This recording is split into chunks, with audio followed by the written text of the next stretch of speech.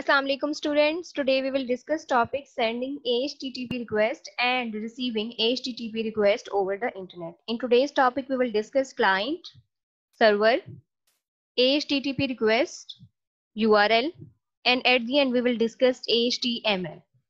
So first we are going to discuss client.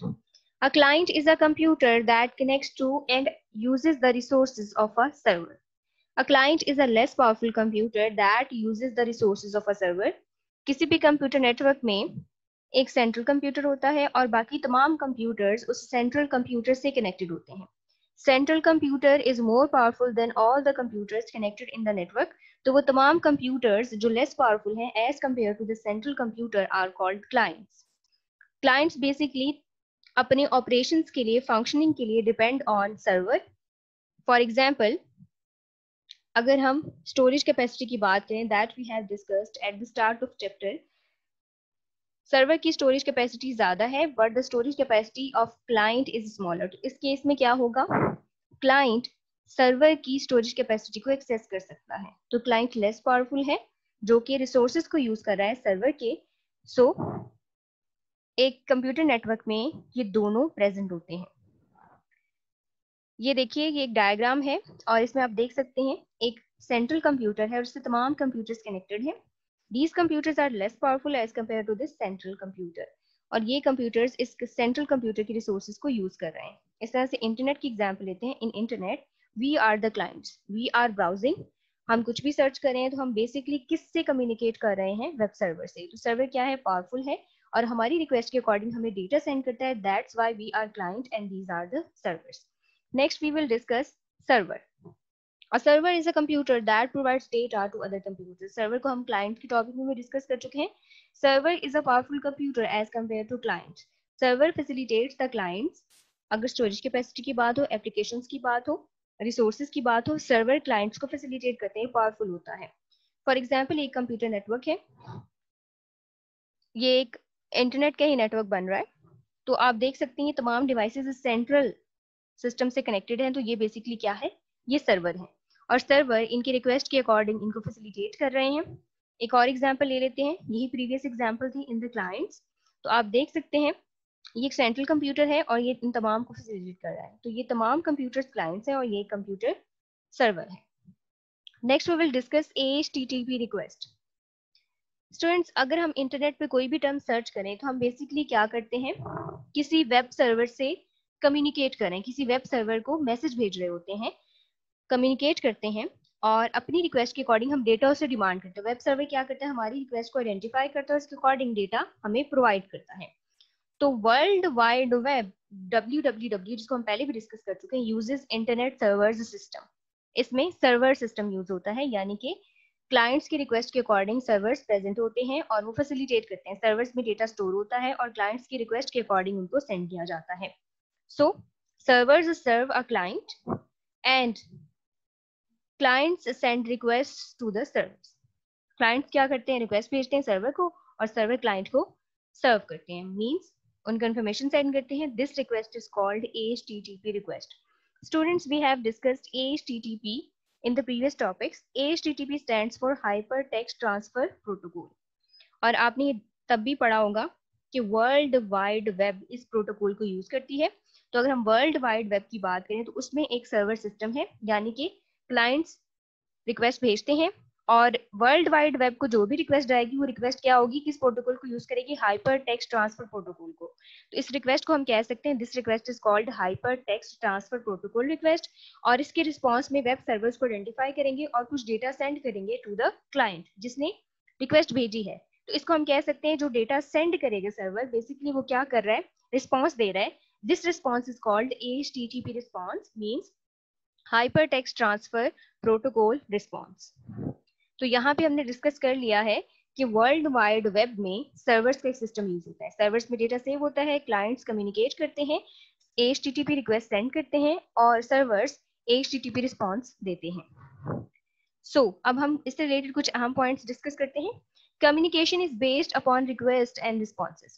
ये भी जो कम्युनिकेशन हो रही है using the world wide web, जो भी कम्युनिकेशन है, this communication is based upon request and response, यानी कि क्लाइंट्स रिक्वेस्ट सेंड करते हैं एंड द सर्वर्स रिस्पॉन्स.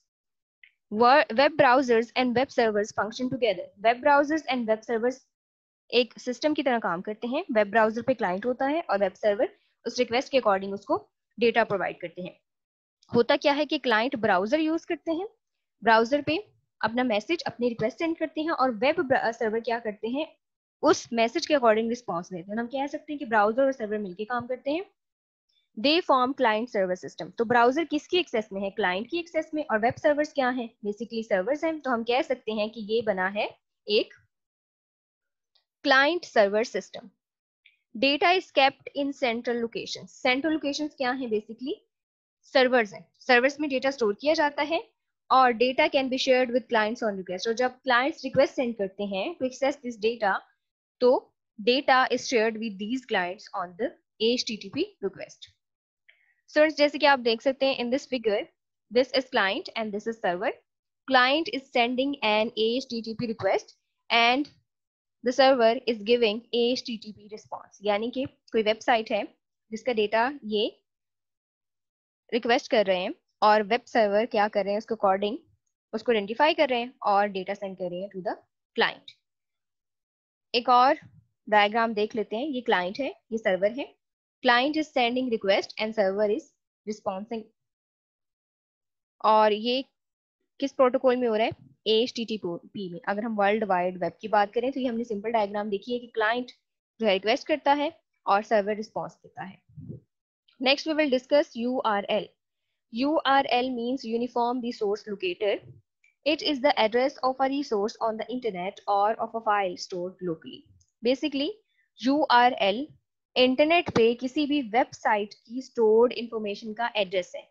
अब वो या तो फाइल हो सकती है, टेक्स्ट भी हो सकता है, कोई इमेज भी हो सकता है, कोई वीडियो भी हो सकती है। तो ये बेसिकली एक एड्रेस है उस फाइल का जो कि स्टोर है किसी भी वेबसाइट पे। ठीक है, जैसे कि हम किसी वेबसाइट की बात करते हैं, फॉर एग्जांपल वेबसाइट है www.pakistan.gov.pk और उसके बाद स्लैश के बाद अगर हम लिखें ऑनलाइन परफॉर्मा, तो ऑनलाइन परफॉर्मा जो स्लैश के बाद लिखा है ये बेसिकली स्पेसिफिक फाइल है जिसको हम एक्सेस कर रहे हैं, और उससे पीछे जो लिखा हुआ है www.pakistan.gov.pk वो क्या है, एड्रेस है। तो मिलके क्या बनाता है, ये एड्रेस है पहले वाला और वो फाइल का नेम है, तो मिलके ये बना रहे हैं उस फाइल का एड्रेस, यानी इस वेबसाइट पे वो फाइल पड़ी है उसका एड्रेस है। The resource can be any type of file stored on a server such as a web page or a text file etc. ये रिसोर्स किसी भी फॉर्म में हो सकता है, ये वेब पेज की फॉर्म में भी हो सकता है, टेक्स्ट फाइल की फॉर्म में भी हो सकता है, इसकी कोई भी फॉर्म हो सकती है। ये वेबसाइट पे है, यानी आप कह सकते हैं वेबसाइट का एक स्पेसिफिक डेटा है जिसको आप सर्च करें, या वेबसाइट का वो तमाम डेटा जब एक्सेस करना चाह रहे हैं तो आप उस डेटा का एड्रेस बता रहे हैं, उसमें आप वेबसाइट का एड्रेस लिखेंगे और उसके साथ वो टर्म लिख रहे हैं जो आप सर्च कर रहे हैं। Client is called HTTP client and server is called HTTP server. और इस केस में अगर हम बात करें तो जो भी इस डेटा को एक्सेस कर रहा है वो बेसिकली क्लाइंट है, वो इंफॉर्मेशन लेना चाह रहा है, रिक्वेस्ट सेंड कर रहा है, और सर्वर क्या है, वो उसको फैसिलिटेट कर रहा है। तो यूज क्या करें, अगर हम इंटरनेट की बात करें, they are using HTTP hypertext transfer protocol, that's why in this case client is called HTTP client and server is called HTTP server. Students next हम एक एग्जांपल डिस्कस कर लेते हैं। For example HTTP means hypertext transfer protocol www.britannica.com/heritage। तो यहाँ पे हम discuss करेंगे कि डिफरेंट पार्ट्स क्या शो करें। सबसे पहले हम HTTP की बात करेंगे, तो ये प्रोटोकॉल है जो कि वर्ल्ड वाइड वेब यूज करती है। नेक्स्ट अगर हम बात करें तो www.britannica.com एक वेब सर्वर है, ठीक है, और ये आप कह सकते हैं कि इस वेब सर्वर का एड्रेस है जिस पे आप डेटा सर्च करें, जिसका डेटा आपको चाहिए। और एट दी एंड लिखा हुआ है हेरिटेज, यानी कि इस वेब सर्वर पे, इस साइट पे हमें ये फाइल चाहिए जिसका नाम है हेरिटेज। तो ये बेसिकली पूरा URL है, ये URL है और ये इसके डिफरेंट पार्ट्स हैं। तो बेसिकली URL आप कह सकते हैं कि किसी एक पर्टिकुलर फाइल का एड्रेस है that is stored on a web server on the internet. Next हम डिस्कस करेंगे HTML. HTML is short for hypertext markup language. ये हम नेक्स्ट चैप्टर्स में डिस्कस करेंगे। HTML is used to create electronic documents called pages that are displayed on the World Wide Web. HTML basically आप कह लें कि format है जो कि वर्ल्ड वाइड वेब में यूज होता है। वर्ल्ड वाइड वेब पे जो भी डेटा शो होता है बेसिकली वो क्रिएट करने के लिए ये फॉर्मेट यूज होता है। तो आप ये समझ लें कि वेबसाइट्स बेसिकली इसी लैंग्वेज को अंडरस्टैंड करती हैं। जब हम ब्राउजर से मैसेज सेंड करते हैं, रिक्वेस्ट सेंड करते हैं कि हमें ये वेबसाइट का डेटा चाहिए, इस वेबसाइट का डेटा चाहिए, तो मैसेज बेसिकली कन्वर्ट होता है इस फॉर्मेट में, यानी HTML फॉर्मेट में। फिर क्या होता है, वो उसको HTML फॉर्मेट में समझते हैं, उसके अकॉर्डिंग क्या करते हैं, डेटा सेंड करते हैं, यानी कि रिस्पॉन्स देते हैं। अब वो रिस्पॉन्स आता है HTML फॉर्म में, तो हमारा ब्राउजर क्या करता है, उसको HTML से अंडरस्टैंडेबल फॉर्म में कन्वर्ट करके हमें डिस्प्ले करता है। तो इसकी डिटेल हम नेक्स्ट चैप्टर्स में डिस्कस करेंगे। हम कह सकते हैं contents are embedded in an HTML format, कि कंटेंट्स बेसिकली जो भी वेबसाइट पर शो होते हैं वो उसी फॉर्मेट में होते हैं। आप कह सकते हैं कि ये एक कंपल्सरी फॉर्मेट है उनका, या हम ये कह लें कि वेबसाइट्स पे जो डेटा होता है वो इसी फॉर्म में होता है, यानी कि वेबसाइट्स में आप कह लें कि ये सर्वर्स इसी फॉर्म में मैसेज को अंडरस्टैंड कर सकते हैं, इसी फॉर्म में डेटा को अंडरस्टैंड कर सकते हैं और इसी फॉर्म में डेटा को डिस्प्ले कर सकते हैं। इनकी डिटेल्स हम नेक्स्ट लेक्चर्स में डिस्कस करेंगे। आज के लिए इतना ही। गुड लक, अल्लाह हाफिज।